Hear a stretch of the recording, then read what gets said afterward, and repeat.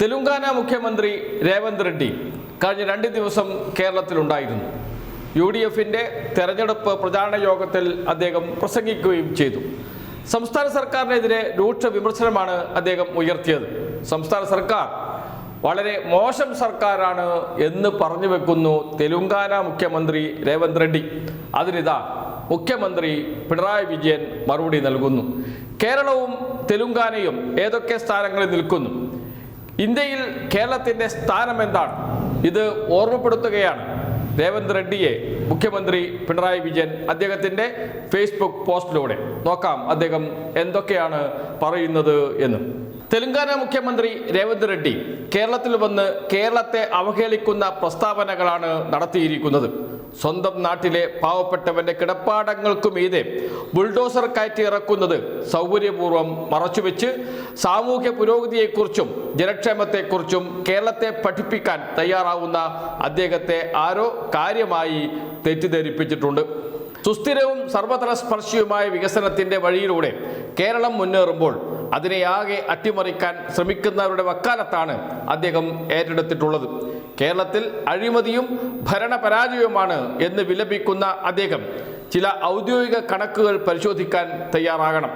രാജ്യത്ത് അഴിമതി ഏറ്റവും കുറഞ്ഞ സംസ്ഥാനമാണ് കേരളം എന്നത് അദ്ദേഹത്തിൻ്റെ ശ്രദ്ധയിൽ വന്നിട്ടില്ലേ? ഇങ്ങനെയൊരു ആമുഖത്തിന് ശേഷം മുഖ്യമന്ത്രി പിണറായി വിജയൻ നീതി ആയോഗിൻ്റെ കണക്കുകൾ ഉദ്ധരിക്കുകയാണ്. കേരളം ഇന്ത്യയിൽ എവിടെ നിൽക്കുന്നു എന്ന് ചോദിച്ചുകൊണ്ട്. അത് ഇങ്ങനെയാണ്. നീതി ആയോഗിൻ്റെ സുസ്ഥിര വികസന സൂചികയിൽ 2023-24 79 പോയിന്റോടെ കേരളം രാജ്യത്ത് 1-ാം സ്ഥാനത്ത് തല ഉയർത്തി നിൽക്കുമ്പോൾ തെലുങ്കാന 6-ാം സ്ഥാനത്താണ്. 2 സംസ്ഥാനങ്ങൾ തമ്മിൽ താരതമ്യം ചെയ്യുന്നത് അത്ര തന്നെ നല്ല കാര്യമല്ല. എന്നാൽ സ്വന്തം ദൗർബല്യങ്ങൾ മറച്ചുവെച്ചാണ് രേവന്ത് റെഡ്ഡി കേരളത്തെയും കേരളീയരെയും അപഹസിക്കുന്നത്. നീതി ആയോഗിൻ്റെ കണക്കാണ്. സുസ്ഥിര വികസന സൂചികയിൽ തെലുങ്കാന 6-ാം സ്ഥാനത്താണ്, കേരളം 1-ാം സ്ഥാനത്താണ് എന്ന് ഓർക്കണമെന്ന് പറയുന്നു മുഖ്യമന്ത്രി പിണറായി വിജയൻ. അദ്ദേഹം അതിനുശേഷം പറയുന്നുണ്ട്, അങ്ങനെ 2 സംസ്ഥാനങ്ങളെ താരതമ്യം ചെയ്യുന്നത് ശരിയല്ല. പക്ഷേ കേരളത്തിൽ വന്നിട്ട് ഇങ്ങനെയൊക്കെ വിളിച്ചു പറഞ്ഞാൽ എന്ത് ചെയ്യും? അതുകൊണ്ട് മാത്രമാണ് ഇക്കാര്യങ്ങൾ പറയുന്നത് എന്ന് മുഖ്യമന്ത്രി പിണറായി വിജയൻ പറഞ്ഞു വെക്കുകയും ചെയ്യുന്നു. പിണറായി വിജയന്റെ 2ാമത്തെ പോയിന്റ് അതിങ്ങനെയാണ്. നീതി ആയോഗിൻ്റെ തന്നെ കണക്കു പ്രകാരം കേരളത്തിലെ ദാരിദ്ര്യ നിരക്ക് 0.55% മാത്രമാണ്. ഇന്ത്യയിലെ തന്നെ ഏറ്റവും കുറഞ്ഞ നിരക്കാണിത്. 2025 അവസാനത്തോടെ അതിദാരിദ്ര്യം പൂർണ്ണമായും തുടച്ചു നീക്കിയ രാജ്യത്തെ ആദ്യ സംസ്ഥാനമായി കേരളം മാറി. അതിദാരിദ്ര്യ നിർമ്മാർജ്ജനത്തിനപ്പുറം കേവല ദാരിദ്ര്യം തുടച്ചു നീക്കുവാനുള്ള പദ്ധതികളാണ് LDF പ്രകടന പത്രികയിൽ പ്രഖ്യാപിച്ചിട്ടുള്ളത്. തെലുങ്കാനയിൽ ദാരിദ്ര്യം 5.88%. എന്തേ അതിദരിദ്രരായ മനുഷ്യരെ കൈപിടിച്ചുയർത്തേണ്ട എന്ന് അവിടുത്തെ സർക്കാർ തീരുമാനിച്ചിട്ടുണ്ടോ എന്ന ചോദ്യം ചോദിക്കുന്നു രേവന്ത് റെഡ്ഡിയോട് മുഖ്യമന്ത്രി. കേരളത്തിലെ ദാരിദ്ര്യം 0.55% നീതി ആയോഗിൻ്റെ കണക്കാണ്. അതേസമയം തെലുങ്കാനയിലെ ദാരിദ്ര്യം 5.88% എന്ന് മുഖ്യമന്ത്രി ചൂണ്ടിക്കാണിക്കുന്നു. എന്തുകൊണ്ട് തെലുങ്കാനയിൽ നിങ്ങൾക്ക് ദാരിദ്ര്യം ഇല്ലാതാക്കാൻ കഴിയുന്നില്ല എന്ന ചോദ്യമാണ് ചോദിക്കുന്നത്. അങ്ങനെയുള്ള മുഖ്യമന്ത്രിക്ക് കേരളത്തിൽ വന്ന് കേരള സർക്കാരിനെ കുറ്റപ്പെടുത്താൻ എന്തവകാശം എന്ന ചോദ്യവും ചോദിക്കുന്നുണ്ട്. അതിനുശേഷം പറയുന്നു, സാക്ഷരതാ നിരക്കിൽ 95.3% നേടി കേരളം ബഹുദൂരം മുന്നിട്ട് നിൽക്കുമ്പോൾ തെലുങ്കാനയുടെ നിരക്ക് 76.9% മാത്രമാണ്. കേരളത്തിൻ്റെ സാക്ഷരത 95.3% സാക്ഷരതാ നിരക്ക്. അതേസമയം തെലുങ്കാനയുടേത് 76.9% മാത്രമാണ് എന്നാണ് മുഖ്യമന്ത്രി ചൂണ്ടിക്കാണിക്കുന്നത്. അതോടൊപ്പം തന്നെ കേരളത്തിലെ ശിശു മരണ നിരക്ക് 1000-ന് 5 മാത്രമായി കുറഞ്ഞിരിക്കുകയാണ്. ലോകത്തെ വൻശക്തിയായ അമേരിക്കയിൽ പോലും ശിശു മരണ നിരക്ക് 5.6 ആണെന്നിരിക്കെയാണ് കേരളം ഈ നേട്ടം കൈവരിച്ചത്. അത് തെലുങ്കാന മുഖ്യമന്ത്രിയുടെ ശ്രദ്ധയിൽപ്പെട്ടിട്ടുണ്ടാകണം എന്നാണ് കരുതുന്നത്. തെലുങ്കാനയിൽ ശിശുമരണ നിരക്ക് ഏകദേശം 4 ഇരട്ടി കൂടുതലാണ്. കേരളത്തിനേക്കാളും 4 ഇരട്ടി കൂടുതലാണ്. ശക്തമായ ആരോഗ്യ സംവിധാനം ഉള്ളത് കൊണ്ടാണ് ഒരു മലയാളി ശരാശരി ഇന്ത്യക്കാരനേക്കാൾ 5 മുതൽ 7 വർഷം വരെ അധികം ജീവിക്കുന്നത് എന്ന് ചൂണ്ടിക്കാണിക്കുന്നു മുഖ്യമന്ത്രി. ശിശുമരണ നിരക്ക് മാത്രമല്ല, ആയുസ് നിരക്കിൽ ഇന്ത്യയിലെ ഒന്നാം സ്ഥാനത്ത് നിൽക്കുന്ന സംസ്ഥാനമാണ് കേരളം. എന്തേ രേവന്ത് റെഡ്ഡി തെലങ്കാന മുഖ്യമന്ത്രി ഇതൊന്നും കാണുന്നില്ലേ എന്നാണ് മുഖ്യമന്ത്രി പിണറായി വിജയൻ ചോദിക്കുന്നത്. അതിനുശേഷം 2025 സെപ്റ്റംബർ 16 കേരളത്തിന്റെ അഭിമാന പദ്ധതിയായ എൻ്റെ ഭൂമി ഡിജിറ്റൽ ഭൂമി രേഖാ സംവിധാനത്തെക്കുറിച്ച് പഠിക്കാനായി തെലുങ്കാനയിൽ നിന്നുള്ള റവന്യൂ സർവേ ഉദ്യോഗസ്ഥരുടെ ഉന്നതതല സംഘം തിരുവനന്തപുരത്ത് എത്തിയിരുന്നു.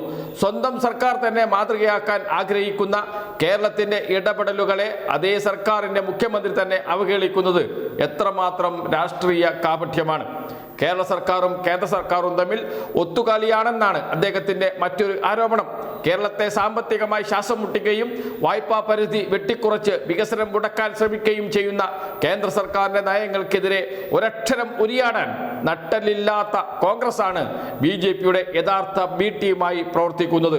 കേരളം കേന്ദ്ര അവഗണനയ്ക്കെതിരെ അതിശക്തമായ ശബ്ദമുയർത്തുക മാത്രമല്ല പ്രത്യക്ഷമായി സമരരംഗത്തിന് ഇറങ്ങുകയും ചെയ്തത് അദ്ദേഹത്തിന്റെ ശ്രദ്ധയിൽപ്പെട്ടില്ല എന്നാണോ മനസ്സിലാക്കേണ്ടത്? അതോ അന്ന് ആ സമരം അട്ടിമറിക്കാൻ ഇറങ്ങിയ സ്വന്തം പാർട്ടിയുടെ സമീപനത്തെ ഇപ്പോഴും ന്യായീകരിക്കുകയാണോ? ശമ്പളവും പെൻഷനുകളും നിരന്തരം മുടങ്ങുന്ന ഒരു സർക്കാരിനെ നയിക്കുന്ന മുഖ്യമന്ത്രിയിൽ നിന്ന് കേരളത്തിന് ഒന്നും പഠിക്കാനില്ല എന്ന് വിനയപുരസരം അറിയിക്കട്ടെ. ട്രഷറി അടഞ്ഞുകിടന്നിരുന്ന ക്ഷേമ പെൻഷനുകൾ മാസങ്ങളോളം കുടിശ്ശികയാക്കിയിരുന്ന UDF ഭരണം പഴങ്കഥയാക്കിയ കേരളത്തിൽ നിന്നും രേവന്ത് റെഡ്ഡിക്കാണ് ഭരണനിർവഹണത്തിന്റെ പാഠങ്ങൾ പഠിക്കാനുള്ളത്. ജനക്ഷേമ മാതൃകളെക്കുറിച്ച് പഠിക്കാൻ തെലുങ്കാന മുഖ്യമന്ത്രിയെ കേരളത്തിലേക്ക് സ്വാഗതം ചെയ്യുന്നു എന്ന് പറഞ്ഞുകൊണ്ടാണ് മുഖ്യമന്ത്രി പിണറായി വിജയന്റെ ഫേസ്ബുക്ക് പോസ്റ്റ് അവസാനിക്കുന്നത്. ഇതിൽ ഏറ്റവും പ്രധാനപ്പെട്ട കാര്യം അദ്ദേഹം എടുത്തു പറയുന്നത് ശമ്പളവും പെൻഷനുകളും നിരന്തരം മുടങ്ങുന്ന ഒരു സർക്കാരിനെ നയിക്കുന്ന മുഖ്യമന്ത്രിയിൽ നിന്ന് കേരളത്തിന് ഒന്നും പഠിക്കാനില്ല എന്ന് വെച്ചാൽ തെലുങ്കാനയിൽ ശമ്പളവും പെൻഷനും നിരന്തരം മുടങ്ങിക്കൊണ്ടിരിക്കുന്നു. പെൻഷൻ 25 മാസത്തോളം കുടിശ്ശികയുണ്ട് എന്ന വാർത്ത ഇന്ന് പത്രങ്ങളിലുണ്ട് തെലുങ്കാനയിൽ. അങ്ങനെയുള്ള തെലുങ്കാനയുടെ മുഖ്യമന്ത്രിയാണ് കേരളത്തിൽ വന്ന് 3000 രൂപ പെൻഷൻ നൽകുമെന്ന് പ്രഖ്യാപിക്കുന്നത് എന്നോർക്കണം. എന്തൊരു വിരോധാഭാസമാണ് എന്നതാണ് ഇതേക്കുറിച്ച് ചില മാധ്യമങ്ങൾ ചോദിക്കുന്നത്, സോഷ്യൽ മീഡിയ ചോദിക്കുന്നത്. എന്ന് വെച്ചാൽ എല്ലാ രംഗത്തും ബഹുദൂരം മുന്നിലാണ് തെലുങ്കാനയേക്കാൾ കേരളം. ചിലപ്പോൾ ഒന്നോ രണ്ടോ മേഖലയിൽ വരുമാനത്തിൻ്റെ മേഖലയിലൊക്കെ തെലുങ്കാന കേരളത്തിനേക്കാൾ മുന്നിലുണ്ടാകും. വരുമാനം ഉണ്ടായിട്ട് എന്താണ് കാര്യം?